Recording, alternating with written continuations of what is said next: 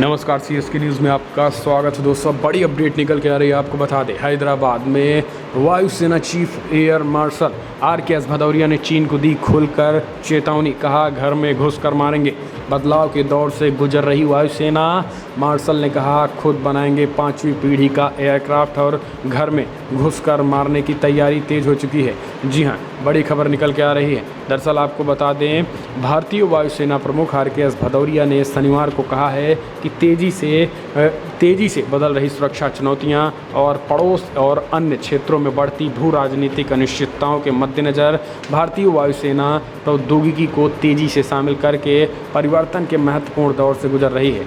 भदौरिया ने कहा है कि वायुसेना अकादमी में संयुक्त स्नातक परेड को संबोधित करते हुए कहा है कि वायुसेना परिवर्तन के एक महत्वपूर्ण दौर से गुजर रही है। हमारे अभियानों के हर पहलू में प्रौद्योगिकी और लड़ाकू शक्ति की जितनी तेज़ी से समावेश अब हो रहा है उतना पहले कभी नहीं हुआ है। हमने कभी भी अपने पड़ोसी को कभी भी दुश्मन नहीं माना है, लेकिन अगर दुश्मन की तरह कोई ट्रीट करेगा तो वायुसेना घुसकर मारने के लिए पूरी तरीके से तैयार हैं। तो अब आप समझ सकते हैं कि वायुसेना चीफ RKS भदौरिया ये चीज़ें किसके लिए कही होंगी। आखिर कौन होगा वो देश जहां पे घुसकर मारने की बात वायुसेना चीफ RKS भदौरिया कर रहे हैं। अब आप इस बात पर अच्छी तरीके से समझ सकते हैं कि चीन किसके लिए ये सारी बातें कही होंगी। ये अच्छी तरीके से आप समझ सकते हैं कि वायुसेना ने किसकी तरफ इंडिकेट किया है। आपको बता दें कि ये सारी बातें वायुसेना चीफ इस समय कर रहे हैं जब भारतीय वायुसेनाएं अपनी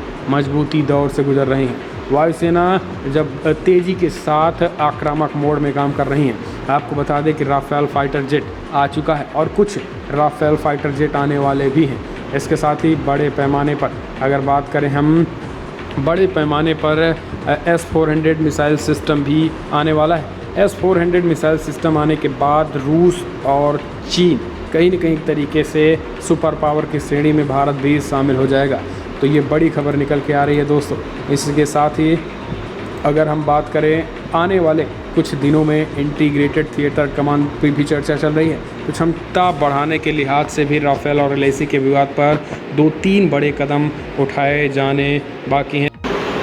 दरअसल लद्दाख सीमा की बात करें तो वहाँ पर चीनी सेना लगातार युद्धाभ्यास कर रही है। चीन और पाकिस्तान के युद्धाभ्यास के बाद भारतीय सेनाएं एक्टिव मोड में आ गई हैं और भारतीय सेनाएं वायुसेना थल सेना एक्टिव हो चुकी हैं। इसके साथ ही रक्षा मंत्री राजनाथ सिंह ने बड़े पैमाने पर सेना की तैनाती को भी बढ़ा दिया है, जिस वजह से युद्धाभ्यास तेज़ी की तरफ बढ़ रहा है। आपको बता दें कि लद्दाख सीमा पर एक बार फिर से चीन की नापाक चाल दिखाई दे रही है। सूत्रों के हवाले से मीडिया रिपोर्ट में बताया गया है कि चीनी सेना कई वर्षों से इन क्षेत्रों में आ रहे हैं जहां वे गर्मी के समय में अभ्यास करते हैं। पिछले साल वो अभ्यास की आड़ में इन क्षेत्रों में आए थे और यहाँ से पूर्वी लद्दाख और घुसपैठ करने लगे थे। सूत्रों ने बताया है कि चीनी सैनिक अपने पारंपरिक क्षेत्रों में ही कुछ क्षेत्रों में 100 किलोमीटर और उससे आगे हैं। सूत्र बताते हैं जिस तरीके से चीन और पाकिस्तान युद्धाभ्यास कर रहे हैं उसको देखते हुए भारतीय सैनिक पूरी तरीके से अलर्ट मोड में हैं, जिस वजह से भारतीय सैनिकों ने एक तरीके से आर पार की तैयारी भी कर ली है।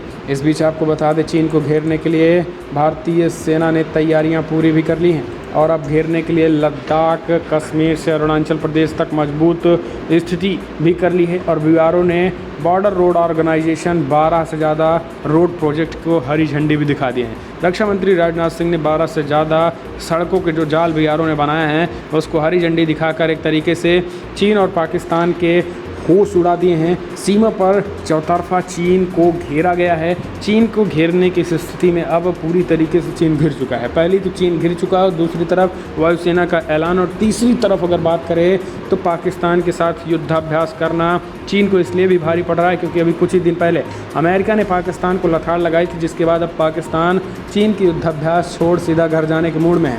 दरअसल जिस लद्दाख में ये युद्धाभ्यास चल रहा है वो लद्दाख विवादित एरिया है और विवादित एरिया में इस तरीके के युद्धाभ्यास नहीं किए जाते हैं। किसी दूसरे देश के साथ युद्धाभ्यास केवल उसी की सरजमीन में किया जाता है जिस देश में युद्धाभ्यास होता है। जबकि चीन अरुणाचल प्रदेश, चीन तिब्बत में अपना दावा ठोंकता है। आधिकारिक रूप से तिब्बत चीन का नहीं है।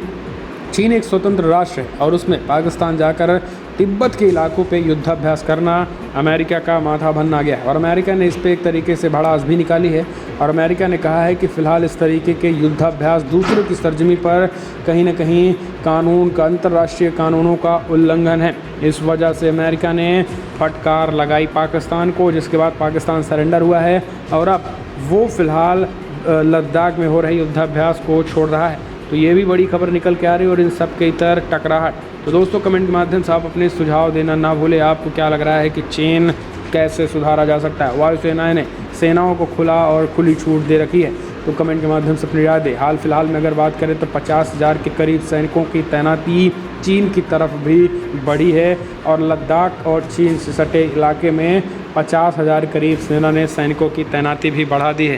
तो दोस्तों सेना का एक्टिव तेज़ी के साथ काम चल रहा है, इसको आप कैसे देखते हैं? इस बीच एक और बड़ी अपडेट निकल के आ रही है दोस्तों, जम्मू कश्मीर में हालात तेज़ हो चुके हैं। जी हाँ, आपको बता दें जम्मू कश्मीर में लगातार बैठकों का दौर जारी है।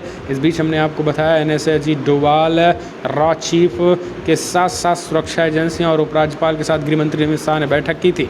लेकिन अब बड़ी खबर निकल के आ रही है, जो चुनाव की तैयारियां जम्मू कश्मीर में चल रही है। जम्मू कश्मीर में विधानसभा चुनाव का माहौल तैयार करने की कोशिश भी चल रही है और इसी को देखते हुए 24 से 25 जून तक सर्वदलीय बैठक भी प्रधानमंत्री मोदी करेंगे। इस सर्वदलीय बैठक में लगभग 16 विपक्षी पार्टियां शामिल होंगी। कि जम्मू कश्मीर में जो ये कह रहे थे कि 370 हटने के बाद खून की नदियां बहनेंगी, दरअसल अब उनके मुंह पे करारा तमाचा लगा है। दरअसल जम्मू कश्मीर में खून की नदियां नहीं बल्कि पूरी तरीके से शांति हो चुकी है। जम्मू कश्मीर शांति की तरफ बढ़ रहा है। जम्मू कश्मीर में इन दिनों हालात शांत हो चुके हैं। इस वजह से अब चुनाव की तैयारियां भी ज़ोरों शोरों से शुरू हो चुकी है। प्रधानमंत्री नरेंद्र मोदी के नेतृत्व में 16 विपक्षी पार्टियों के साथ बैठक भी की जाएगी और आपको बता दें कि इस बैठक में महबूबा और फारूक जैसी पार्टियां भी शामिल होंगी, उनसे भी राय ली जाएगी। लेकिन आपको बता दें यही दो पार्टियां अशांति की बात कर रहे थे। इनका कहना था कि फ़िलहाल आग लगा देंगे, तोड़ डालेंगे, फाड़ डालेंगे, लेकिन अब कोई नहीं दिख रहा है, क्योंकि इसकी बड़ी वजह यह है कि चीन और पाकिस्तान पूरी तरीके से जिस तरीके से सरेंडर हो रहे हैं सीमा पर, अब जम्मू कश्मीर में भी उन जिहादियों को ये लग गया कि अब तो जम्मू कश्मीर से 370 फिर नहीं लगने वाला है और आर्टिकल 370 नहीं लगेगा। इस वजह से शांति ही बनाए रखें, क्योंकि जम्मू कश्मीर में चुनाव की तैयारियां इस लिहाज से भी देखी जा रही है। क्योंकि आपको बता दें कि बैठक में नेशनल कॉन्फ्रेंस के अध्यक्ष पूर्व मुख्यमंत्री Farooq Abdullah, Peoples Democratic Party के अध्यक्ष महबूबा मुफ्ती और अन्य पार्टियों के नेताओं को बुलाकर इसमें विचार विमर्श भी किया जाना है। और ये संकेत उपराज्यपाल दे चुके हैं। पिछले कई दिनों से सेना की तैनाती भी जम्मू कश्मीर में बढ़ रही है। लद्दाख इलाके में तो बढ़ ही रही है, जम्मू कश्मीर के इलाके में भी बढ़ रही है। इस वजह से माना जा रहा है कि जम्मू कश्मीर में कुछ बड़ा होने वाला है और वो बड़ा जो है होने वाला वो ये है कि आने वाले समय में बड़े पैमाने पर चीन में कहीं न कहीं तरीके से जम्मू कश्मीर में चुनाव की तैयारियां तेज़ हो गई हैं। तो दोस्तों बड़ी खबर भी इतना है, लेकिन अगर आपको वीडियो पसंद आए तो लाइक कर शेयर करें, कमेंट के माध्यम से अपने सुझाव देना ना भूलें। इस वीडियो में इतना ही। जय हिंद, वंदे मातरम।